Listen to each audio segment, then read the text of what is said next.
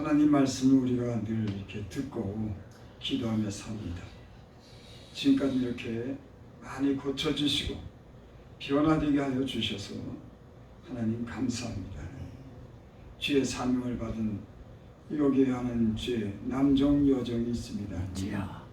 주님께서 능력으로 붙잡아 주시고 이 남은 사역을 후회 없이 잘 감당할 수 있도록 성령께서 도와주시옵소서. 아멘. 예수님의 이름으로 감사하며 기도드립니다. 아멘.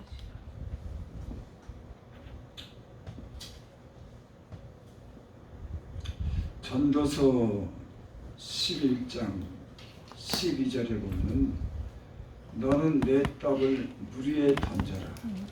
여러 날 후에 더러 찾으리라. 7에게나 8에게 나누어 질주다. 무슨 재앙이 땅에 임할는지 내가 알지 못함이니라. 늘 이렇게 베풀며 살라고 하는 그런 말씀이죠. 또 7에게나 8에게라고 하는 말은 기회가 있는 대로 많은 사람에게 나누어 줄지라. 무슨 재앙이 땅에 임하는지 내가 알지 못하기 때문에 그렇게 베풀며 살라고 하는 그런 말씀입니다. 제가 예수를 믿으면서 지금까지 이렇게 돌아보면 가끔 가다가 제가 선을 행한 일에 대해서 이렇게 기억날 때가 있어요. 그러면서 제가 위로가 돼요. 왜냐면 내가 그때 내가 그 사람을 불쌍히 여겨서 내가 도운 일이 하나님께서 내게 때론 좋은 곳으로 갚아주셨구나. 여러분 당연히 그랬죠. 지금까지 우리 인생을 이렇게 돌아보면 내가 그동안 무엇을 심었는지 어떻게 행했는지가 우리의 지금 삶이 되는 거예요. 또 앞으로도 우리가 앞으로 지금 무엇을 위해서 무엇을 어떻게 심느냐가 또 미래를 당연히 결정하는 겁니다. 여기 오늘 시편 41장 1절에 보면 가난한 자를 보살피는 자에게 복이 있으며 재앙의 날에 여호와께서 그를 건지시리라. 가난한 자를 보살피는 자에게 복이 있답니다.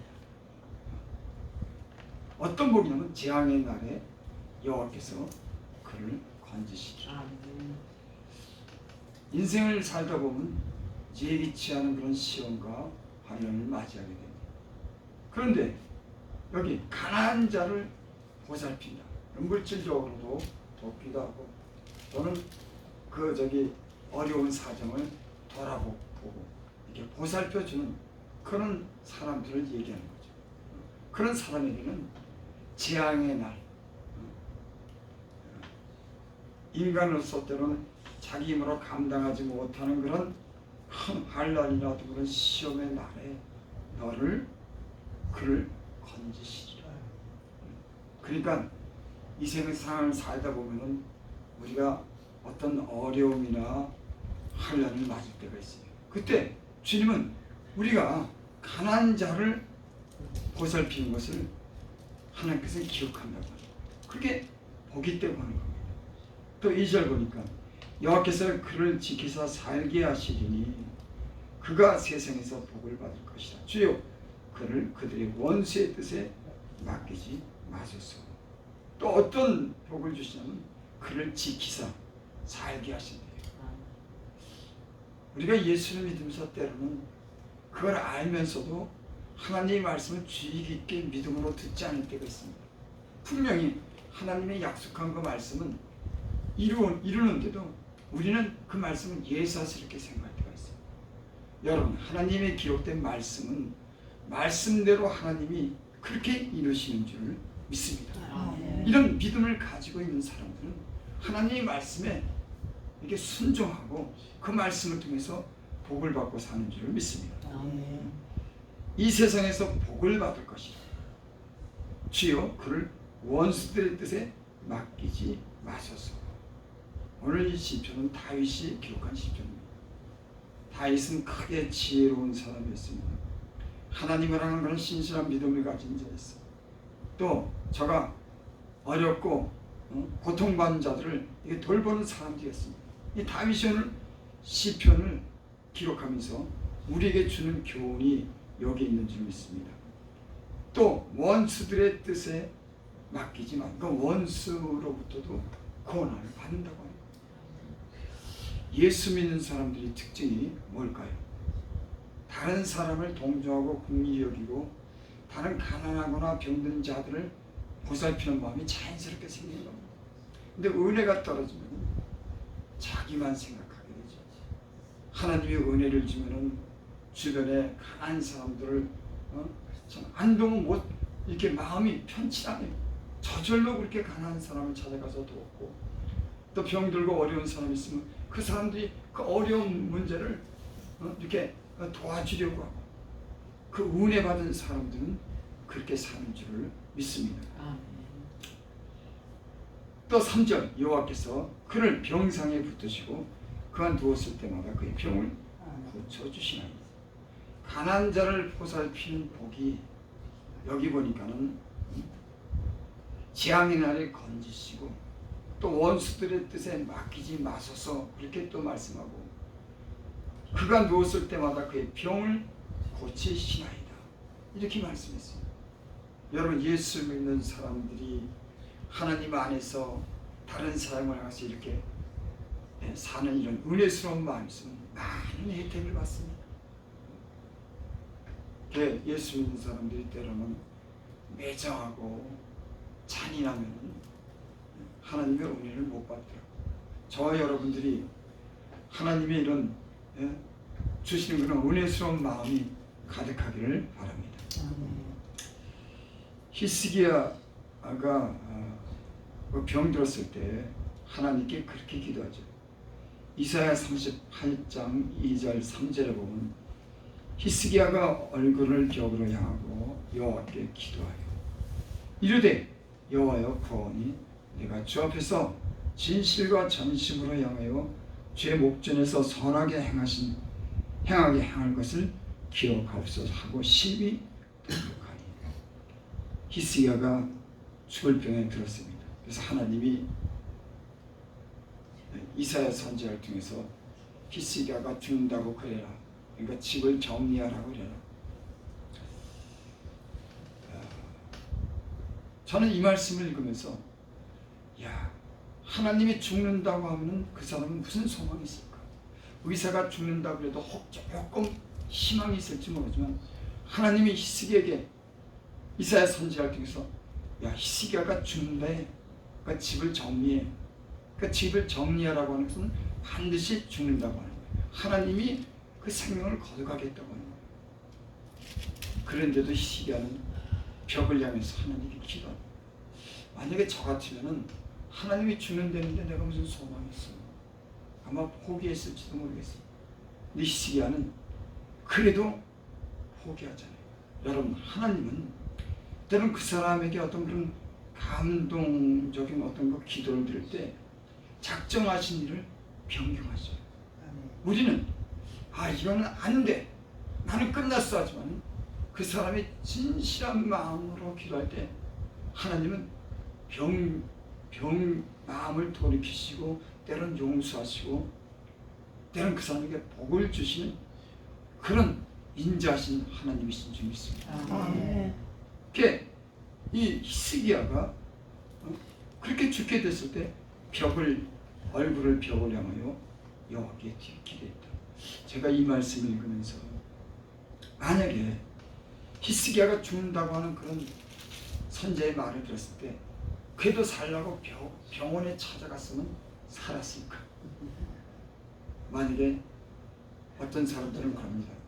당신 죽는데 예언한 사람 당신 죽는데 이제 그렇게 하면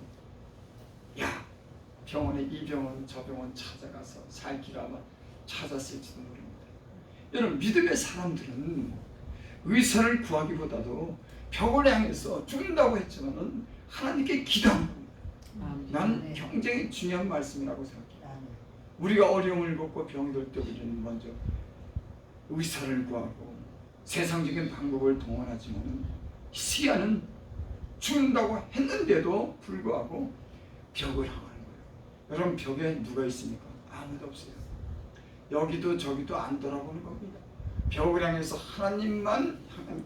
여러분 우리의 삶에 때로 절망적인 일이나 몸에 병들었을 때 벽을 향해서 하나님께 기도하면 하나님은 귀를 기울이시는 줄 믿습니다. 하나님이요 참 좋으신 분이에요.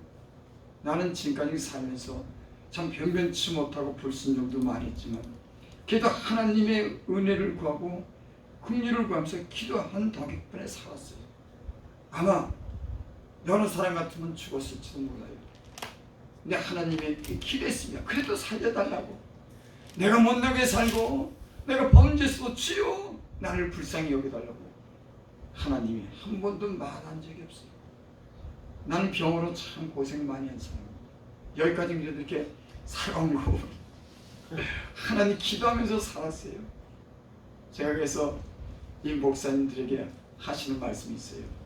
여러분 병 들었으면 의사보다도 하나님이 잘 고칩니다. 여러분들이 하나님께 기도하면 하나님이 치료시켜 주실 줄을 믿습니다. 그 다음에요 또 우리가 저기 야고보서에 우리 야고보서 한번 보겠습니다. 야고보서 우리가 하나님의 말씀을 읽을 때 그 말씀 속에 하나님이 주신 그런 믿음과 은혜가 있기를 바랍니다. 아멘.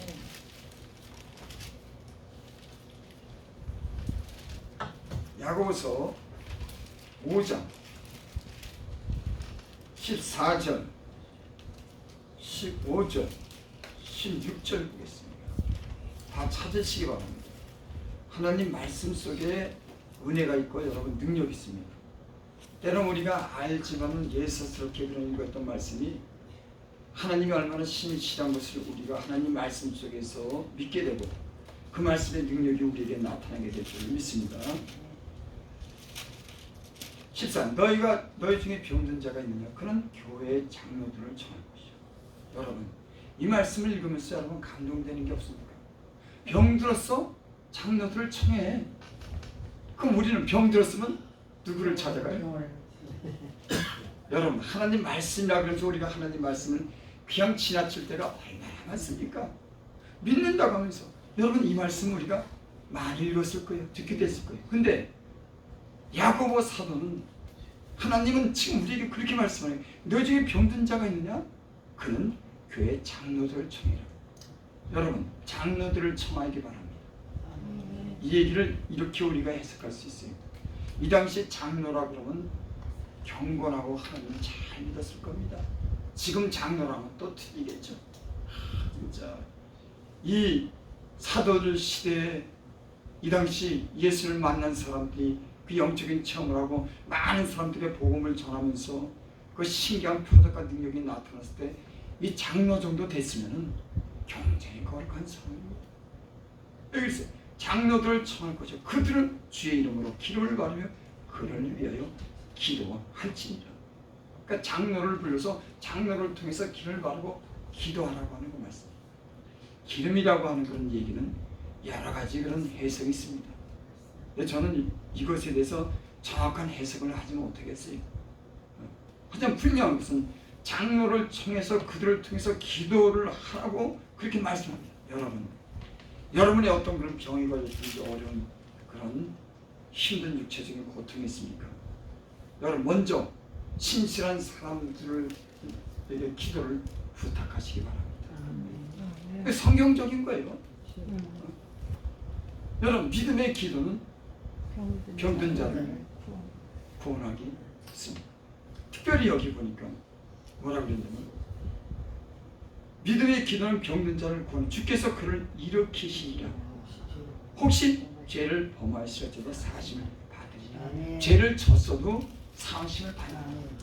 여러분 의인의 강구는 역사는 이미 크신 줄 믿습니다. 깨끗하게 살고 하나님께 기도하고 거룩한 삶을 사는 사람들의 그 기도는 하나님의 그 능력이 임하는 겁니다. 그래서 여기 그렇게 얘기했어요. 그러므로 너희 죄를 서로 고백하며 병이 낫기를 위해 서로 기도하라. 의인의 강구는 역사하는 힘이 크니라. 우리가 주목해서 볼 그런 말씀이 있습니다. 그러므로 너희 죄를 서로 고백하며. 여러분, 죄를 감추면 은혜를 받지 못합니다. 때로는 내 죄가 때로는 다른 사람에게 자백하고 고백해서 내 죄를 인해서 어떻다고 하는 것을 알고 아니는 게 여러분 오히려 은혜를 입는 비결이에요. 그래서 죄를 감추는 자는 하나님께 징계를 받지만 죄를 자복하고 버린 자는 하나님께 긍휼히 여김을 받는. 많은 사람들 때는 자기 죄를 감추는 거예요. 그래서 마음에 병이 들고 자유스럽지 못하는 거예요. 때는요, 제가 다른 사람들에게 내가 죄를 고백했을 때 자유스러워지고, 여러분 거기는 하나님의 은혜가 임하는 줄 믿습니다. 그건 여러분들이 이제 자유예요.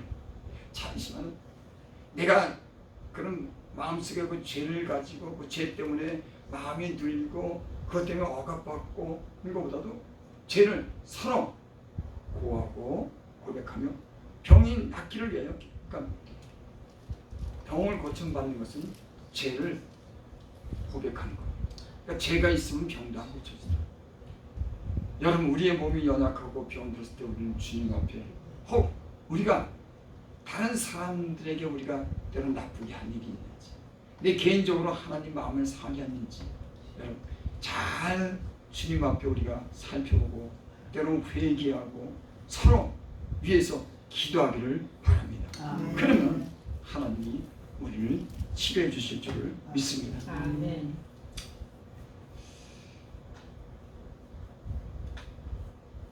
우리 4절입니다. 41장 4절 시편. 내가 말하기를 여호와여 내게 은혜를 베푸소서. 내가 주께 범죄하였사오니 나를 고쳐서 하여. 예수를 믿으면서 다른 사람을 긍휼히 여기고 동조하는 그 마음은 참 많은 은혜를 받습니다. 다른 사람을 불쌍히 여기고. 때로는 저도 그런 걸 느껴요. 내 마음이 차갑고 때로 인색하고 잔인할 때가 있습니다. 그런데도 본인은 그런 마음을 가지고 살 때가 있어요. 그게 내가 은혜가 없어서 내가 하나님의 그런 은혜 속에 살아야 됨에도 불구하고 본인은 그걸 모르고 그렇게 살 때가 있어요. 근데 지금까지 이렇게 성경도 그러고 많은 사람들도 은혜 받는 사람들을 보면 다른 사람들에 대해서 불쌍히 여기는 겁니다.